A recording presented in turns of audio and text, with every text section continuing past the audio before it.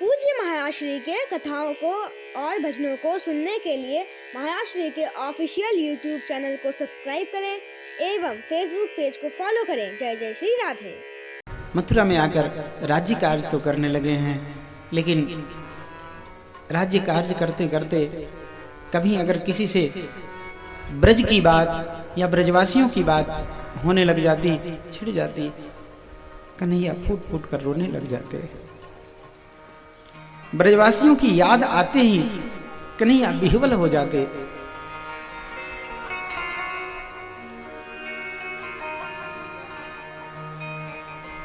उद्धव जी ने देखा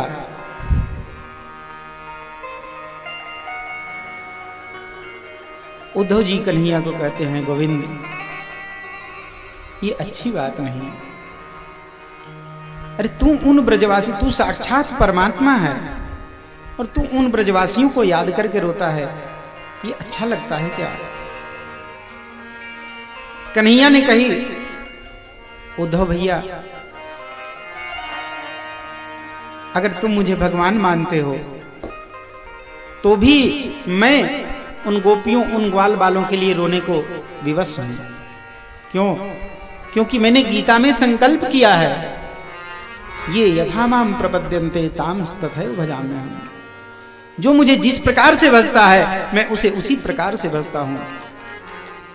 गोपियां ग्वाल बाल मुझे याद करके रोते हैं।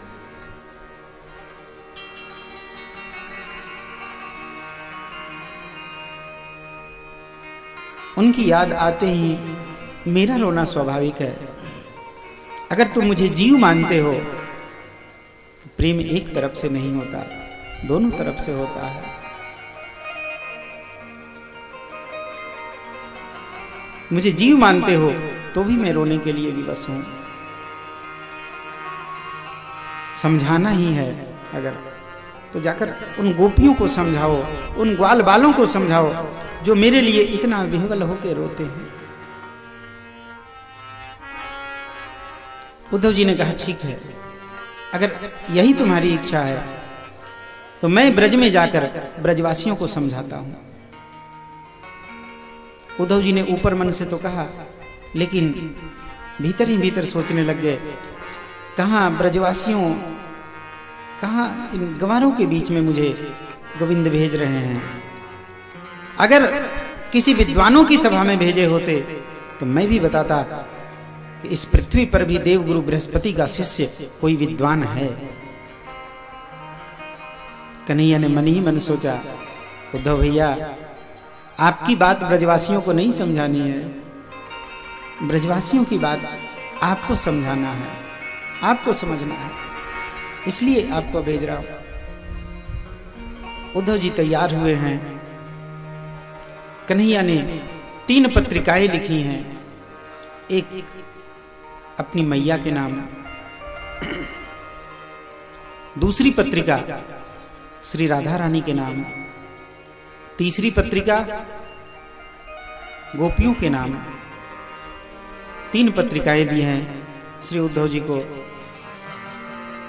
उद्धव जी तीनों पत्रिका लिए हैं और मथुरा से ब्रज की ओर प्रस्थान किया है। चलते चलते श्री उद्धव जी ब्रज के समीप आए हैं। ब्रज का दृश्य ही अद्भुत था। देखा ब्रज में किसी को अपनी सुध है ही नहीं। एक बूढ़ा, ब्रजमंडल के बाहर जो गांव था, जहां से गांव प्रारंभ होता था, गांव के प्रारंभ में एक बूढ़ा अपने दरवाजे पे बैठा बैठा रो रहा था। थोड़ी थोड़ी देर में वो बड़ा विह्वल होके चीखता था, हे कन्हैया, हे गोविंद, हे कृष्ण, ऐसा कह के चीखता थोड़ी थोड़ी देर में। और उसकी आंखों से आंसू नहीं निकलते, उसकी आंखों से रक्त निकलने लग जाता था। कन्हैया ने इस बूढ़े को देखा, उद्धव जी ने इस बूढ़े को देखा और सोचने लग गए, इसकी ऐसी दशा कैसे हो गई है।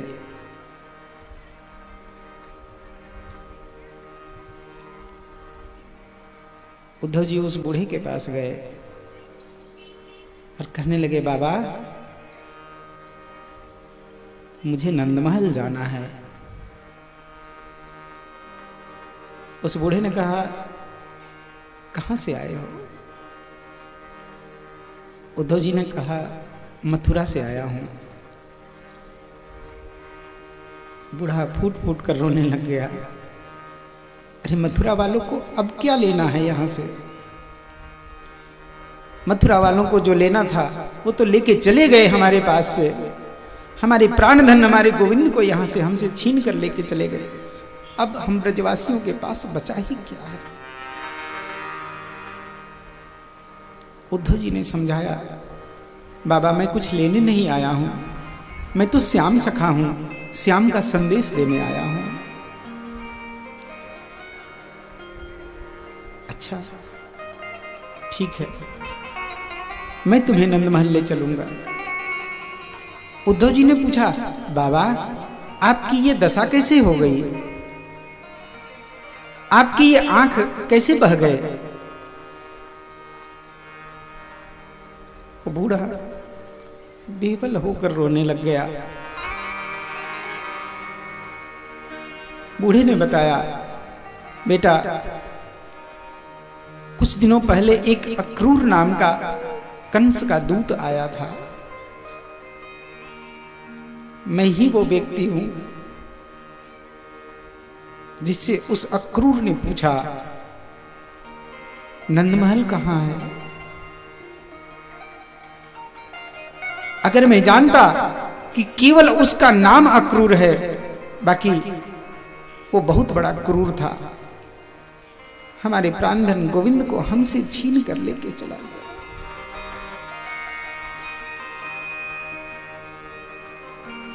उद्धव मैं ही वो अभागा व्यक्ति हूं जिसने उस अक्रूर को नंदमहल का पता बताया था। आज तक मेरे हृदय में ये ग्लानि रहती है, कदाचित मैंने उस दिन अक्रूर को नंदमहल का पता नहीं बताया होता। आज हम सब ब्रजवासी गोविंद को अपने साथ रख रहे होते।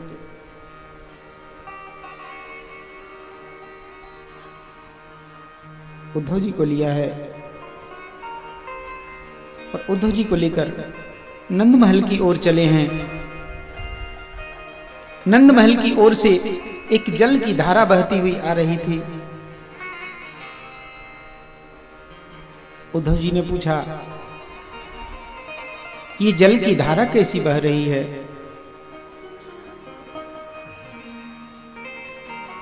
उस बूढ़े व्यक्ति ने बताया,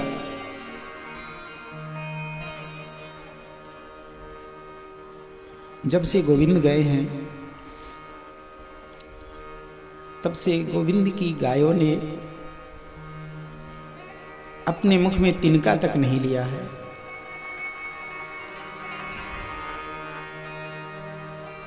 गोविंद की वो याद करके गोविंद की गायें अश्रुपात करती रहती हैं। गोविंद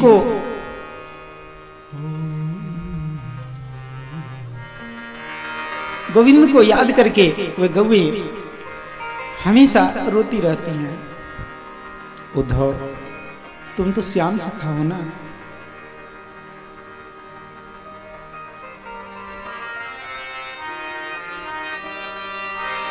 जाके गोविंद से कहना, अरे हमारी याद नहीं आती, कोई बात नहीं, कम से कम इन गायों को तो याद कर ले।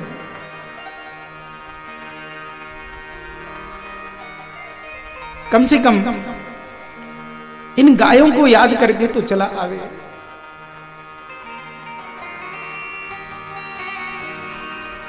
उद्धव जी आगे बढ़ते हैं। नंदमहल के अंदर यशोदा मैया बैठी थी। यशोदा मैया को ऐसा लगा जैसे कोई आ रहा है। यशोदा मैया ने नंद बाबा से कही, मेहर, ऐसा लगता है जैसे मेरा कन्हैया आ रहा है। नंद बाबा मुस्कुराए।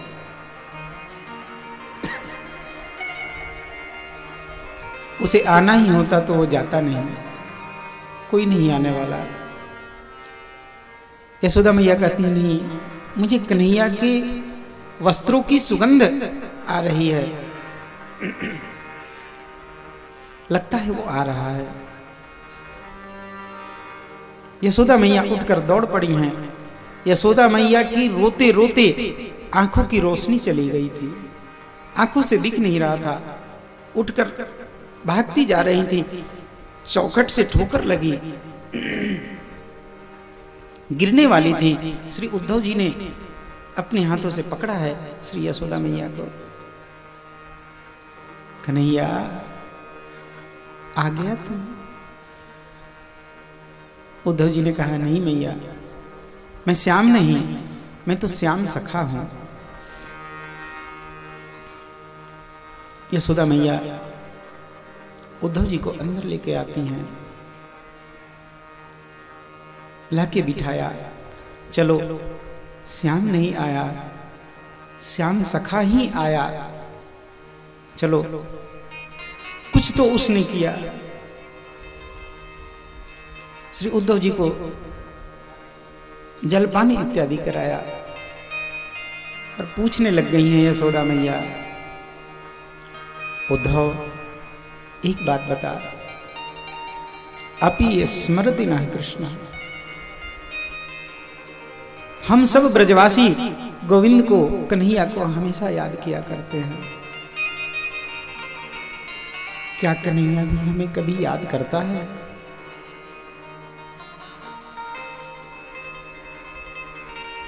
उद्धव जी ने कही, मैया आप कहती हैं कन्हैया याद करता है,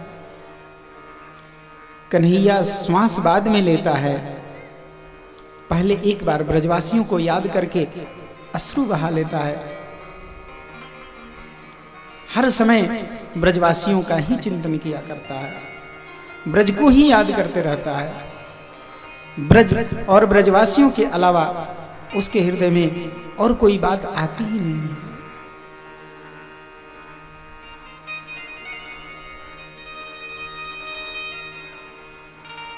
मैया उद्धव जी से कहती है, भैया मैं जानती हूं, सत्य कहा तुमने, वो याद करता होगा। हाँ, इन ब्रजवासियों से उसका बहुत प्रेम था। ब्रजवासियों के यहाँ इस ब्रज में ही दिन दिन भर वो घूमते रहता था। भैया एक काम करो ना, मैंने सुना है कन्हैया बड़े बड़े महल में रहता है, अब तो पढ़ लिख के भी आ गया है, उसके यहाँ हजारों नौकर चाकर लगे हुए हैं। एक काम करो ना, कन्हैया से जाकर इतनी सी सिफारिश कर देना, उसके यहां नौकर चाकर की जरूरत हो ना,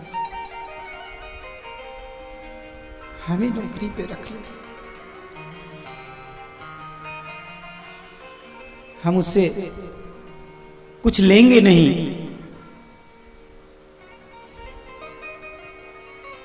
हम कन्हैया का जूठन खा के अपना जीवन निर्वाह कर लेंगे, अपने पास रख ले।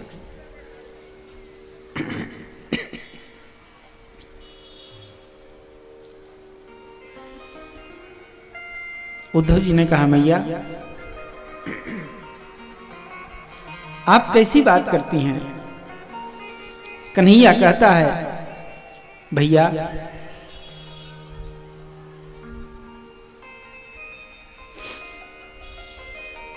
मैं अपनी चमड़ी की जूती बनाकर अगर मैं अपनी यशोदा मैया और नंद बाबा को पहना दूं ना, तब भी मैं उनके कर्जे से मुक्त नहीं होने वाला।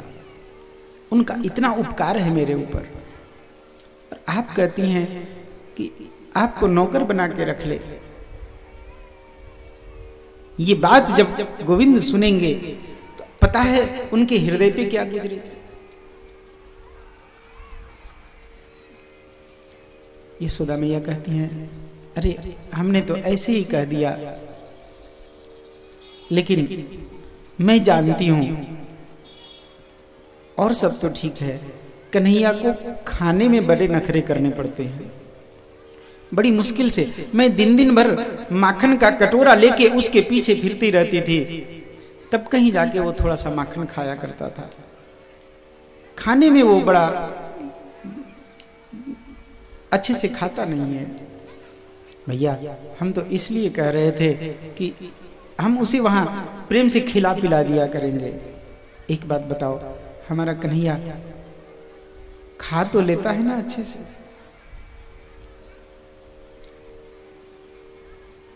भैया कन्हैया को माखन अत्यंत प्रिय है, उसे माखन खिलाया करना, वो प्रेम से खाएगा। उद्धव जी कहते हैं, मैया आप माखन खिलाने की बात करती हैं। एक दिन सेवकों ने कन्हैया की भोजन की थाल में माखन रख दिया था।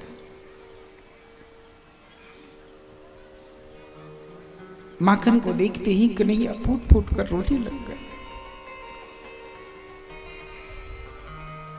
किसी से कुछ कहा नहीं, भोजन का थाल छोड़कर उठकर अपने कक्ष में चले गए। सेवकों ने मुझे बताया, मैंने जाकर गोविंद से पूछा, कन्हैया क्या बात हुई? कन्हैया बोल पड़ा, भैया सेवकों से कह दो मेरे भोजन की थाल में माखन न रखा करें। इस माखन को देख के मुझे मेरी मैया की याद आने लग जाती है। भैया मैया उस दिन के बाद किसी की हिम्मत नहीं पड़ती कि कन्हैया के भोजन की थाल में माखन रख दिया करे।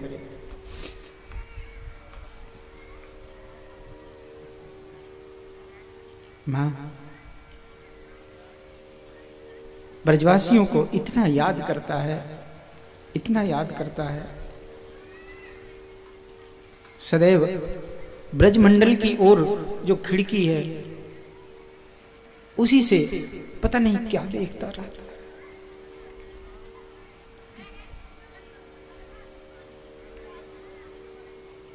मैया बार बार पूछती है, कन्हैया किनको किनको याद करता है, किसका किसका नाम लेता है?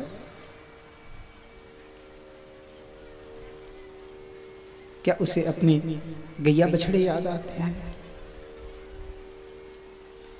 क्या ये ब्रजमंडल याद आता है? उद्धव जी कहते हैं, मैया मैं आ रहा था तो कन्हैया ने एक छोटी सी बात कही, कोई न मुख धोवे ताते जल, अचरन नाही संवारे। कोई न मुख धोवे ताते जल, अचरन नाही संवारे। माखन रोटी को नाम न जानू,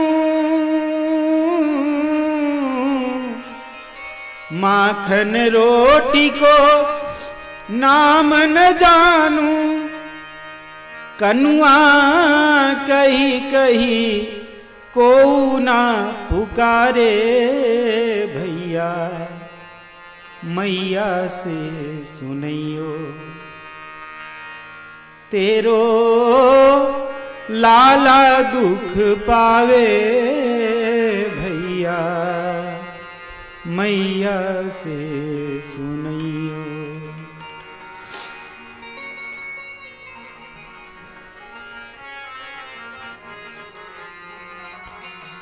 भैया मैया से जाके कहना अब यहां कोई मुझे कनुआ कह कह के नहीं पुकारता। मैं प्रातः काल उठता था तो मेरी मैया गर्म जल करके और उससे मेरा मुखमंडल पोछा करती थी। अब यहां यशोदा मैया जैसा श्रृंगार करने वाला भला कौन है? मां हर समय वो ब्रज को ही याद किया करता है। बात करते करते पूरी रात व्यतीत हो गई। प्रातः काल का समय हुआ। श्री उद्धव जी ने कहा मैया मैं यमुना स्नान करके आता हूं, इसके बाद बैठ के बात करेंगे। पूरी ब्रजमंडल में खबर फैल गई है कि मथुरा से कोई आया है। सब लोग आपस में विचार करने लग गए। अक्रूरः आगतः किं वा यह कंसस्यार्थ साधक। क्या अक्रूर फिर से आए हैं जो कंस का कार्य साधने वाले थे? क्या वो अक्रूर फिर से आए हैं? नंद महल के बाहर सब आए हैं। पता लगा कि नहीं, जो आए थे वो तो यमुना जी का स्नान करने के लिए यमुना किनारे गए हैं। सबके सब ब्रजवासी दौड़े दौड़े यमुना किनारे आए हैं। उद्धव जी स्नान करके बाहर निकले हैं। ब्रजवासियों ने घेर लिया है। सबके सब उद्धव जी को घेर कर पूछने लग गई, कौन हो तुम? उद्धव जी ने बताया, मैं श्याम सखा हूं, मैं श्याम का संदेश लेके आया हूं। जय जय श्री राम।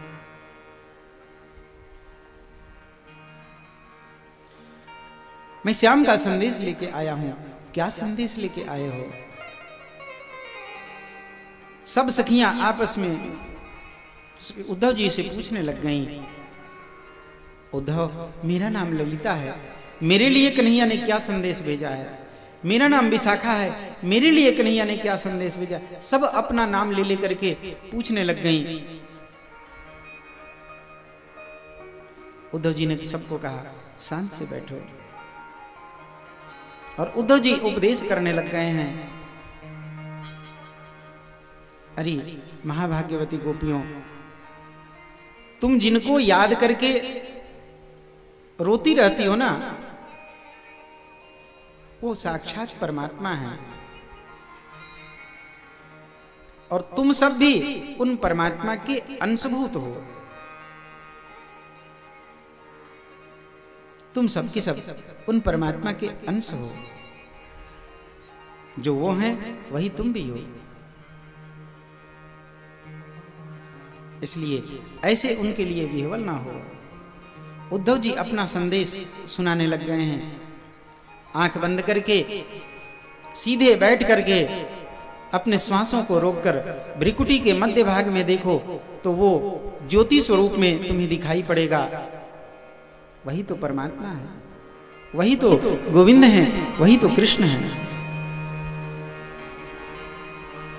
उद्धव जी का उपदेश सुना है गोपियों ने और कहने लगी, उद्धव एक बात बता, जो वो है वही हम भी हैं? बोले हाँ। जो वो है वही तुम भी हो? बोले हाँ। जय जय श्री राम। बोले एक बात बताओ, फिर ब्रह्म होकर किस ब्रह्म को उपदेश कर रहे हो? जब तुम भी ब्रह्म हो, वो भी ब्रह्म है और हम भी ब्रह्म हैं, तो तुम किसे उपदेश कर रहे हो? और कह रहे हो कि जो वो है वो तुम हो। एक बात बताओ, ये गिरिराज पर्वत अभी कहीं गया नहीं। इस गिरिराज पर्वत को हमारे गोविंद ने 7 दिन 7 रात्रि तक अपने बाएं हाथ की कनिष्ठिका उंगली पे धारण किया था। तुम अपने पूरे हाथ से एक बार इस गिरिराज को उठा के दिखा दो, हम मान जाएंगे कि तुम भी वही हो।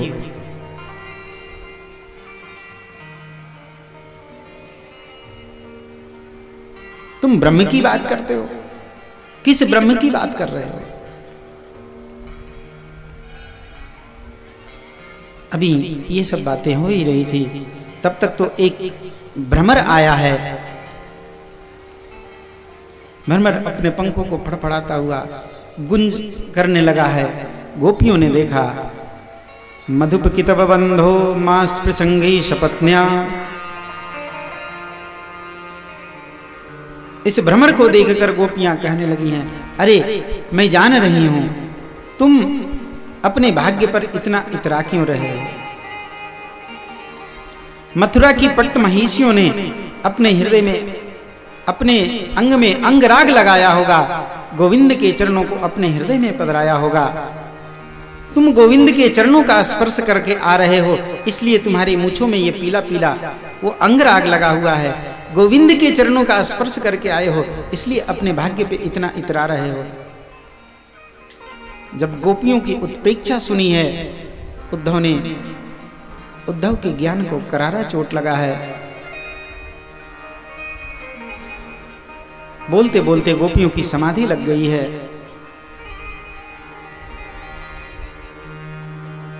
गोपियों की बात उद्धव जी के हृदय में चोट मार गई है। श्री राधा रानी बैठी थी। श्री राधा रानी को श्री राधा रानी वाली पत्रिका निकाल करके दी है।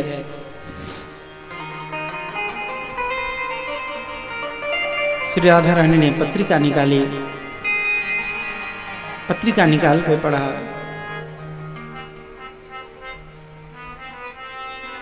गोविंद ने अपना संदेश उसमें दिया था, भला हूं बुरा हूं जैसा भी हूं आपका हूं, आप बस अपने हृदय से लगा के रखना।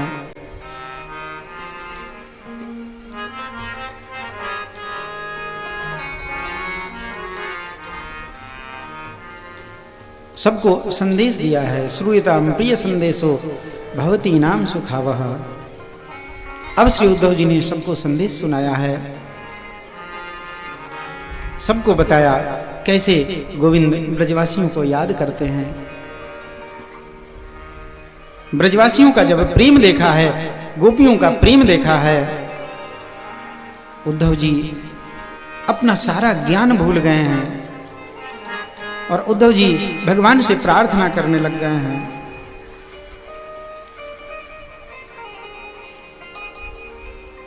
आसामहो चरण रेणुजुषामहं श्याम वृंदावने किमपि गुल्मलतौषधीनां यादुस्त्यजं स्वजनमार्यपथं च हित्वा भेजुर्मुकुन्द पदवीं श्रुतिभिर्मृविज्ञाम्। हे प्रभु, मुझे जब अगला जन्म देना तो मुझे इस ब्रज में कोई वृक्ष, कोई लता, कोई औषधि बना करके जन्म देना।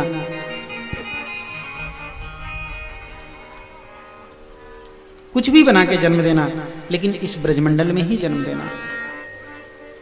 मैं अब इस ब्रजमंडल से बाहर नहीं जाना चाहता। भगवान के चरणों में प्रार्थना की है। नंद जी ब्रज के सभी लोगों के चरणों में वंदना की है। इसके बाद श्री उद्धव जी वहां से लौट के आए हैं। गोविंद ने पूछा, भैया ब्रज से लौट के आ गए, क्या ब्रजवासियों को समझा दिया? क्या ब्रजवासियों को अपना उपदेश सुना दिया? उद्धव जी ने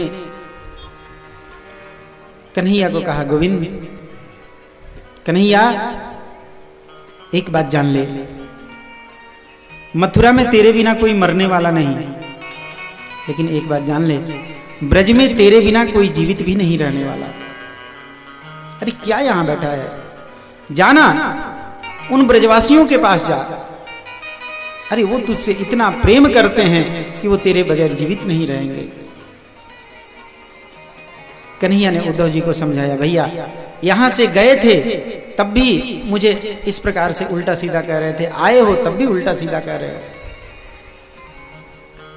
हाँ, वो ब्रजवासी तुझे इतना प्रेम करते हैं कि वो तेरे बगैर जीवित नहीं रहेंगे। कन्हैया ने अपने रोम रोम में ब्रजवासियों का दर्शन कराया है। उद्धव जी शांत हुए हैं। इसके बाद महायाश्री के कथाओं को और भजनों को सुनने के लिए महायाश्री के ऑफिशियल यूट्यूब चैनल को सब्सक्राइब करें एवं फेसबुक पेज को फॉलो करें। जय जय श्री राधे।